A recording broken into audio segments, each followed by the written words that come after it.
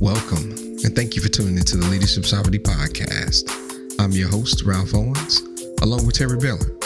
In today's episode, we'll cover topics such as what it means to redefine competition, why controlling your anger impacts your ability to influence others, and managing people versus managing projects. Enjoy the show. So I'd love to redefine what it means to be competitive in the workplace, right? Anyone who knows me knows that I love sport, right? And so, one of the things that sports have taught me is how to operate inside of a team. And so mainly because the sport that I played, like basketball, that's the kind of sport that you know, there is some individual, it is individual in a sense, but the organic nature of basketball dictates that there's just there's a built-in collaboration, right? The fact that you have to share the ball, the fact that you have to move and rotate. Well, the sport that I loved wasn't like that. It's baseball. It's probably next to golf, in terms of a sport, maybe tennis, baseball is really an individual contributor sport that you do your single job, all 9 of you, and then collectively you get a win. But I'm really not depending on anyone to hit the ball for me. I'm not depending on anyone to field it for me, right? So you're all by yourself. Well, in that, what I learned in terms of competition and the best way that I've taken that experience and brought it to work, I'll use the example of running wind sprints, right? We've all ran, wind sprints, and we've all been in a scenario before where if you don't, run this 100-yard wind sprint in under a minute, whatever it's supposed to be, or 30 seconds, then the team's going to have to run again, right? I like to use that analogy because competition is undoubtedly there's always the guy in the back, right? So the competition is the guy who's always in the front. Hey, let me go back and get the guy in the back and say, hey, unless we do this together. So the competition is let the unit move forward, right? If I run and I get to the end of the finish line and then there's still 10 guys that don't make it, none of us win. Because you know what? We're all running again, right? Don't be the guy that's fussing at the dude who didn't make time. You could have helped him make time. That's right. So competition is that if you see an area lacking, hey, pull a person aside, spend some time with them. Hey, you know what? Unless we do this together, we all are going, the team at large is going to be impacted. So that's how I like to leverage competition. The competition is, can we move us all forward? Not just you as for you to get the accolades. That's right.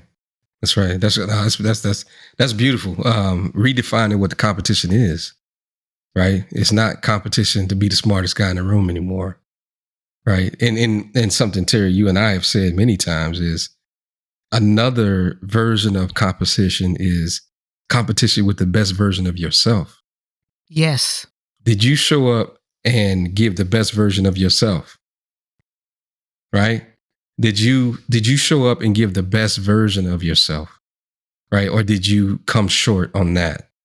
I heard a leadership talk about a young gymnast, and whenever she would dismount and she would stand up, the first thing she would do is look up at her score. Now, people thought that she was looking at other people's score, when really what they found out is that she knew what her best time was, and she was always trying to beat her best score was, and she was always trying to beat her best score. So every time she got on the mat, she was in competition with the best version of herself. So are you showing up to the game and giving the best version of yourself?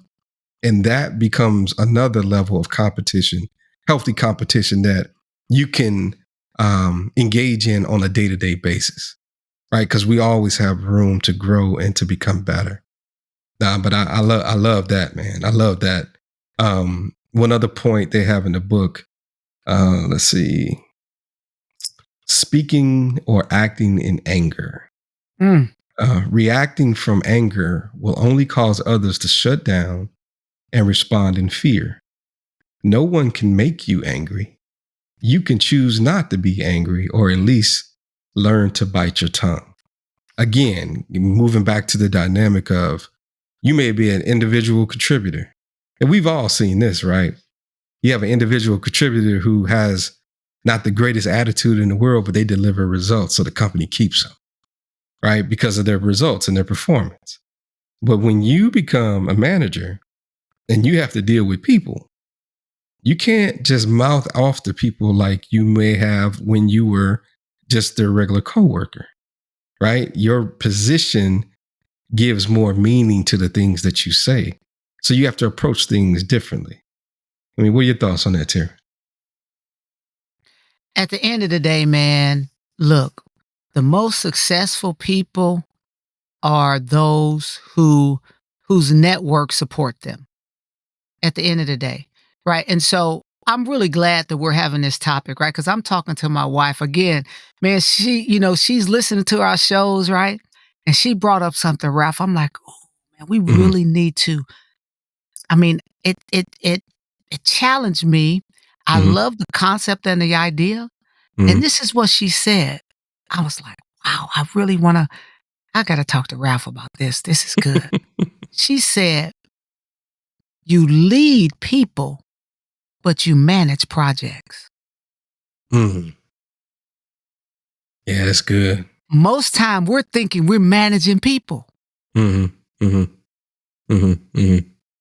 You're really, as I'm thinking about that, I'm like, that's real good. So in practicality, right? I mean, think about it. Your most successful times at managing, I feel like my most successful managerial moments were in, either crisis kind of situations, right, or like projects, right? Because I really started running what she said through my filter of experiences.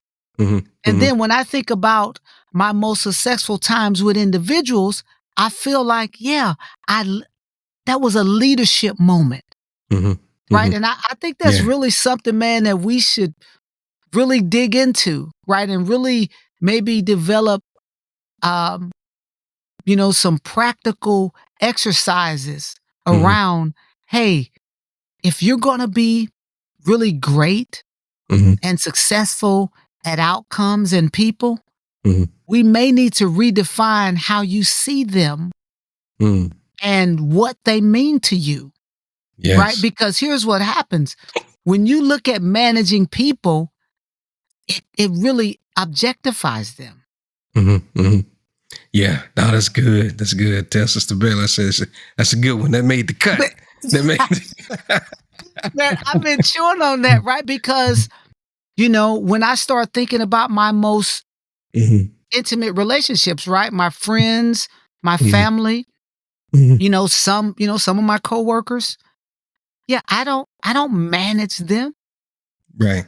I don't have them on a board and I'm moving, hey, two steps up and one to the right. That's right. I'll do that with a project. I'll do that with a sit crit situation, right? Or crit sit situation. But we don't handle people in that manner. Yeah. So I'm gonna hit you with something to expound on that, right? And I've heard this said this way, which I thought was really good. It says that we was talking about the difference between leaders and managers, right? It said that a manager's role and responsibility is to keep resources within a certain constraints to produce a specific outcome, right? So I'm gonna manage this team so that they don't get any lower than X productivity rating, or they let's just say we're making widgets on the assembly line. We got to get 10 done in an hour. So my job is to manage that group of resources to make sure they produce that 10 an hour. That's what a manager is.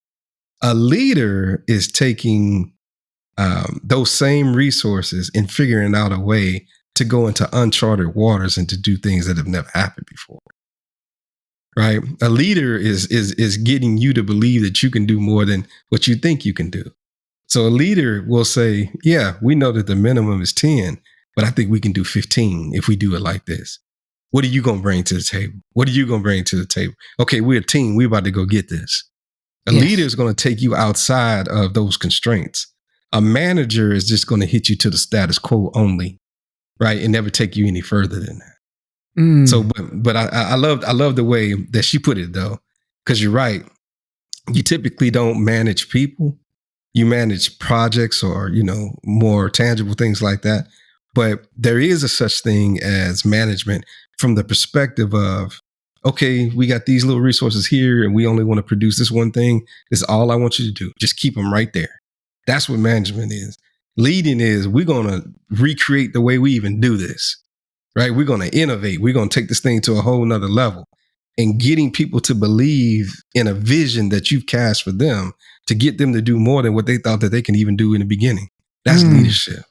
Yes. Yeah. That's good. That's real good. Thank you for listening to the Leadership Sovereignty Podcast. We hope that you not only enjoyed the content, but gained something to help you on your personal leadership journey. Feel free to reach out to us on X and Instagram under the handles Leadership Sovereignty. Until next time, stay safe, peace, and blessings.